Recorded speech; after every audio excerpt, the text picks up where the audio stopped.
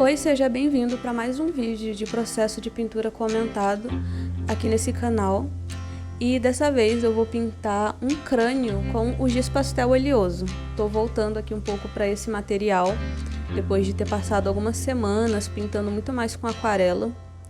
E essa pintura, essa modelagem desse crânio, ela faz parte de uma série de estudos meus de anatomia. Eu tenho voltado a estudar bastante anatomia e principalmente a estrutura facial, nossa estrutura facial, E obviamente que eu voltei no crânio, Que é uma parte fundamental para a gente entender a estrutura do nosso rosto. E eu gosto muito de desenhar os crânios com nanquim, gosto também de desenhar com grafite. Acho que fica bem interessante, Principalmente para a gente colocar um pouco mais de profundidade, colocar um pouco dos valores. Mas, às vezes, quando eu estou estudando muito sobre anatomia, sobre questões um pouco mais estruturais e que pedem mais desenho, eu sinto falta de pintar algumas dessas coisas, que é o caso do crânio. Porque eu sinto que quando a gente pinta algo, a gente não só vê os valores ou toda aquela composição, toda aquela profundidade na pintura. A gente sente, quando tá pintando, principalmente com o giz pastel oleoso, você consegue sentir ali pela pressão que você tá fazendo, pelas misturas que você tá fazendo no seu papel, que você tá criando essa profundidade. Então, para mim, faz muita diferença também pintar alguns desses estudos. E é isso que eu tô fazendo nesse estudo de crânio aí.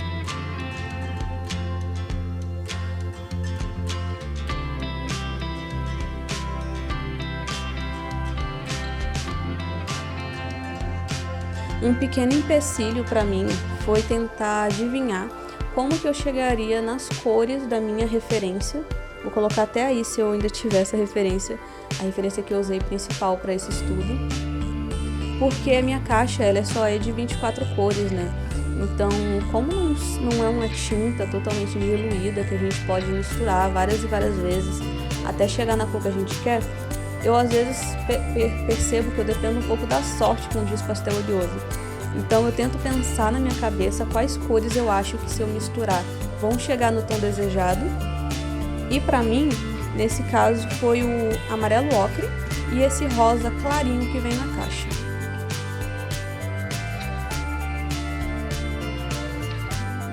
Então dá pra ver aí que eu tô colocando esse amarelo ocre como base, deixando aí os pontos de luz que eu já tinha encontrado ali pela minha referência, e tô já marcando já bastante as sombras que tem na referência, que eu acho que depois, quando eu vim com o rosa mais claro para tentar homogeneizar essas cores, fica um pouco mais interessante se eu já tiver as sombras marcadas, porque conforme a gente pinta, o desenho some.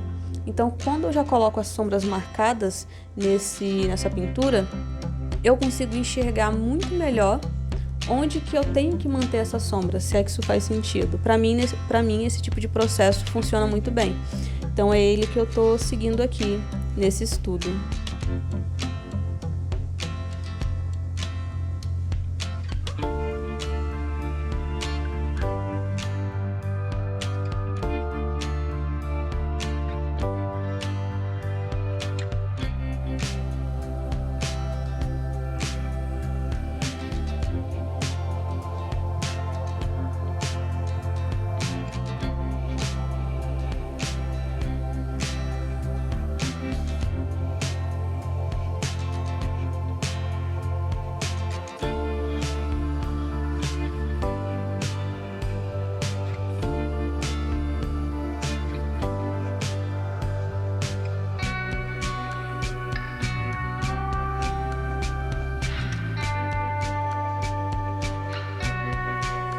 Então eu cheguei a adicionar ali, um tom de vermelho, um pouco de laranja, porque eram alguns valores um pouco diferentes que eu vi na minha referência e que eu quis muito reproduzir, o máximo que eu pudesse.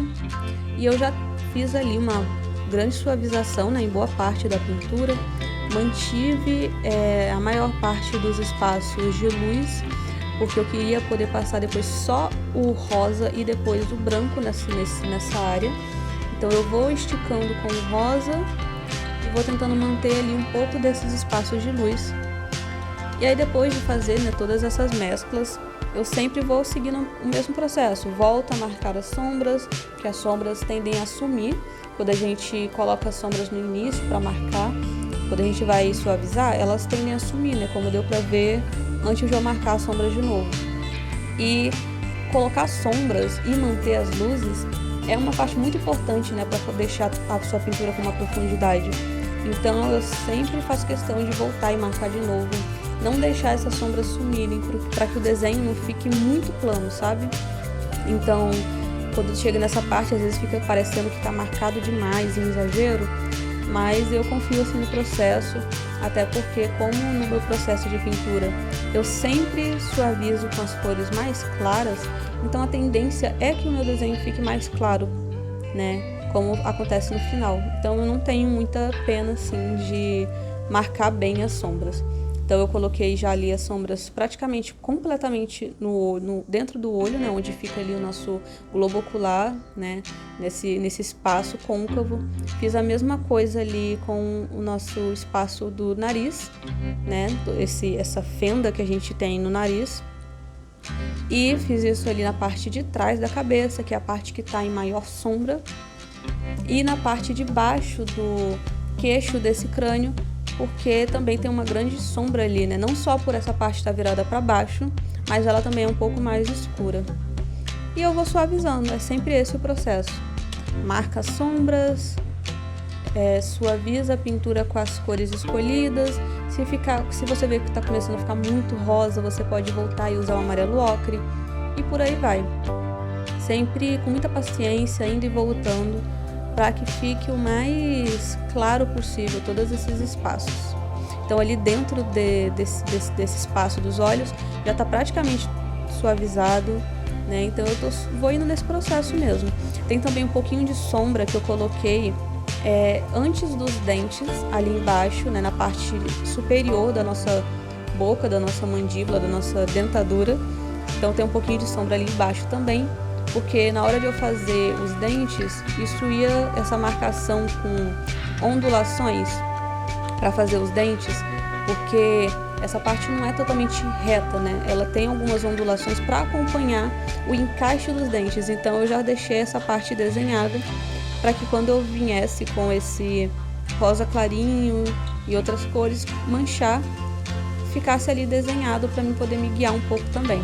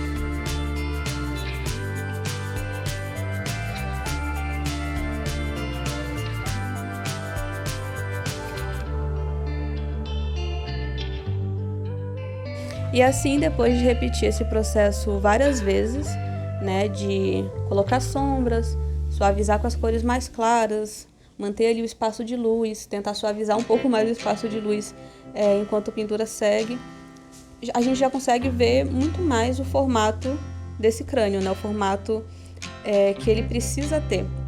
Então essa é a parte que eu fico sempre mais tranquila na pintura, porque eu percebo, ok, eu já tenho o formato, agora é só lapidar algumas partes, demarcar outras um pouquinho melhor, porque algumas ficam muito clarinhas, muito sumidas, como por exemplo ali o espaço, né, entre os dentes.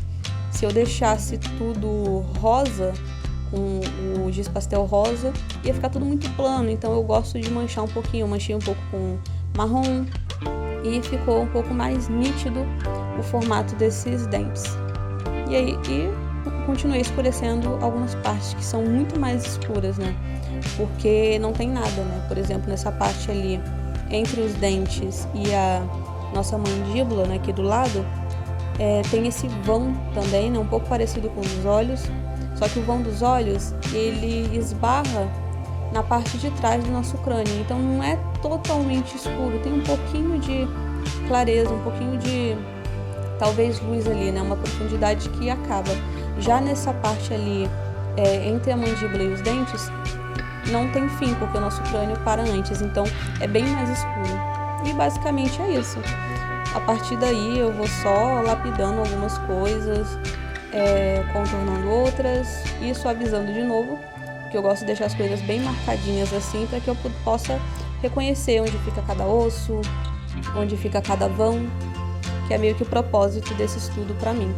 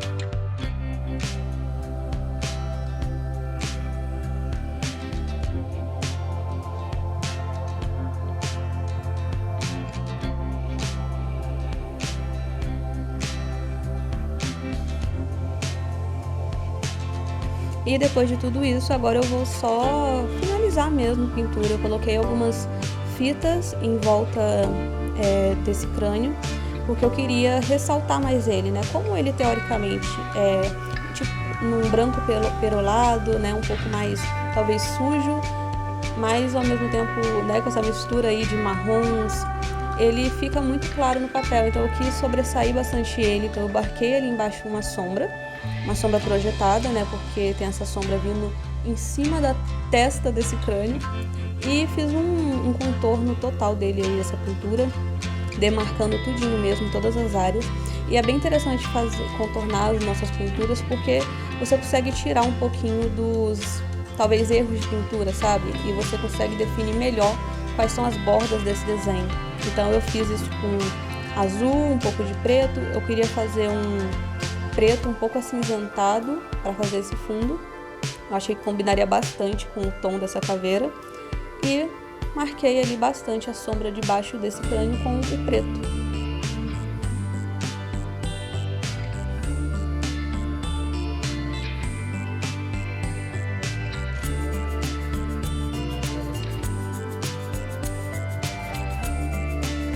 Então, até o próximo vídeo.